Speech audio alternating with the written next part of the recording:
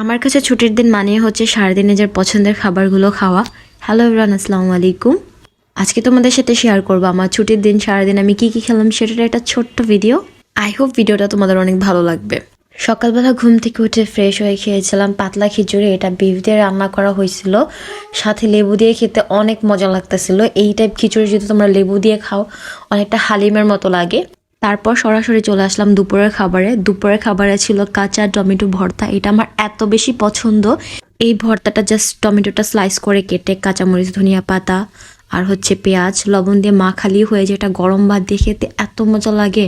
ভর্তাটা সাদা ভাতের সাথে মাখানোর পরে ভাতের কালারটাও অনেক সুন্দর এসে পড়ে। তারপর ছিল আমার অল টাইম ফেভারিট শুটকি ভর্তা। এটা আমার বোনের হাতে বানানো। এই ভর্তা বানানোর মেকিং প্রসেস কিন্তু অলরেডি আমার পেজে একটা দেওয়া আছে, তোমরা চাইলে সেই ভিডিওটা দেখে আসতে পারো। এভাবে জাস্ট একবার ভর্তা বানায় খেয়ে দেখবা, এত বেশি মজা হয়। পাটায় বাটা ভর্তার থেকে কোনো অংশে কম না। যেহেতু এখানে ভর্তায় কাঁচা পেঁয়াজ ব্যবহার করা হয় না, তাই আমি হালকা একটু কাঁচা পেঁয়াজ নিয়ে একদম ভাতের সাথে মাখিয়ে নিলাম। এভাবে খেতে তো আরো অনেক বেশি মজা লাগতেছিল। শুটকি ভর্তা এমন একটা জিনিস যেটা আমি কখনো না করি না। এমনও দিন গেছে যে আমি ভাত খাবো না, জাস্ট এই শুটকি ভর্তা কিংবা যে কোনো ভর্তার কারণে আমি ভাত খাইছি এরকম। এখন তো পুরো সপ্তাহের মধ্যে আমার কোনো ভর্তা টাইপ কোনো কিছু খাওয়া হয় না তেমন। তো আমার মনে হয় যে সারা সপ্তাহ পর রিল্যাক্সে যেদিন বাসায় থাকি সেদিন সারাদিন নিজের মন মতো যা যা ভালো লাগে তা সব খাই।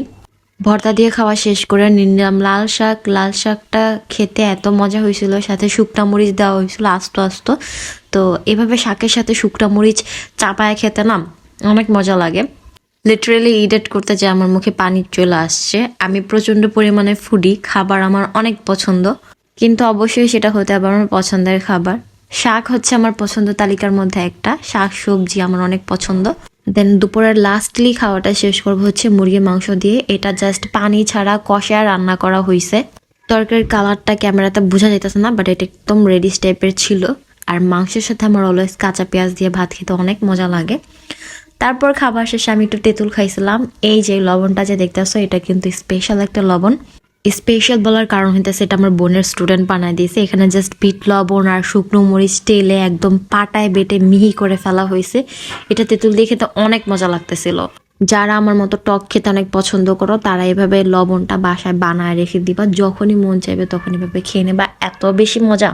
আমি বুঝি না, আমি ভয়েস ওভার দিতে গেলে আমার বিড়ালগুলা এত টাকাটা কি শুরু করে যে ওদের জন্য আমার ভয়েস দেওয়া খুবই কষ্টকর হয়ে যায়।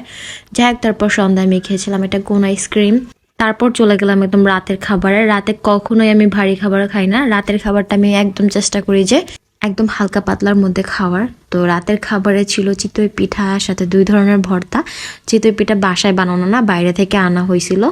চিতই পিঠার সাথে আমার সবসময় ভালো লাগে হচ্ছে মরিচ ভর্তা আর সরিষা ভর্তা, দুটো একসাথে মিক্সড করে। বাসায় যেহেতু মুরগির মাংস ভুনা ছিল ওই জন্য আমি মুরগির মাংস নিয়ে নিলাম অল্প করে। এখানে হাঁস বোনা হলে আরো অনেক বেশি মজা হতো। শীতকালে কিন্তু হাঁস দিয়ে চিতই পিঠা খেতে অনেক মজা। যাই হোক, আজকের ভিডিও এই পর্যন্ত, বিদায় নিচ্ছি। আল্লাহ হাফেজ।